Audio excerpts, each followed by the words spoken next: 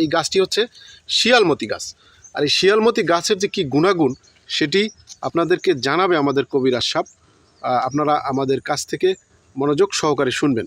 গাছটা হলো শিয়ালমতি, যেমন পাইসের জন্য এই গাছটার শিকড়, এই গাছটার শিকড়।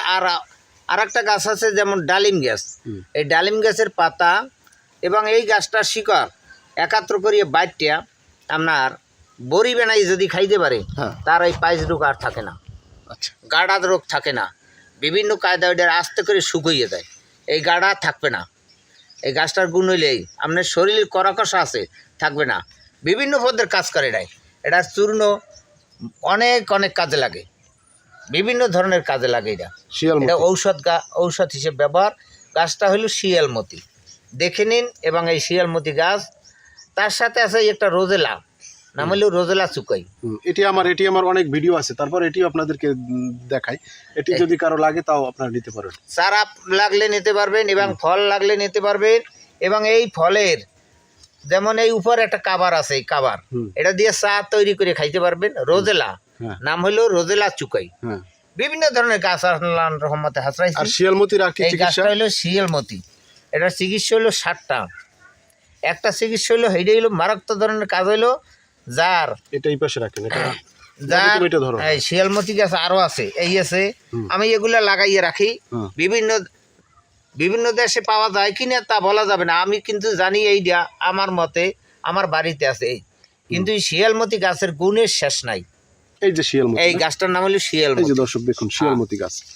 বিভিন্ন ধরনের গাছ আছে, মানে শিয়ালমতি গাছ নামের সাথে একটা মিলও আছে। যেমন শিয়ালের যে লেজ থাকে না, পাতাটা অনেক সময় দেখতে এরকমের দেখা যায়।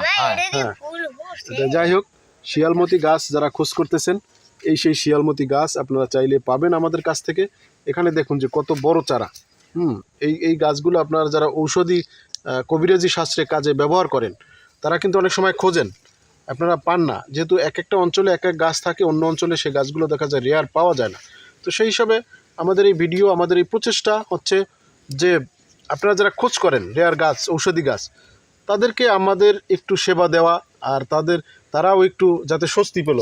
হ্যাঁ, যাতে চারাগুলো দেখা যায়। আপনিও তো এই গাছগুলো সংগ্রহ করতে অনেক সময় লাগছে না, অনেক সময়। যেহেতু আমাদের কাছ থেকে বিভিন্ন জায়গা থেকে অঞ্চল থেকে গাছ আনি, সেইভাবে শুধু শিয়ালমতি না, আপনাদের যেই গাছ প্রয়োজন সেই গাছ সম্পর্কে জানতে চেয়ে আমাদের স্ক্রিনে দেওয়া যে নাম্বারটা আছে হোয়াটসঅ্যাপ লাস্টে 66 নাম্বার, সেটি আপনারা আমার কাছে সবচেয়ে ভালো হয়। হোয়াটসঅ্যাপে যদি যোগাযোগ করেন, মেসেজ দেন, অথবা আপনার স্থানীয় গাছের ছবি তুলে পাঠান যেটি আপনি খোঁজ করতেছেন, তাহলে আমার কাছে অনেক সুবিধা হয়।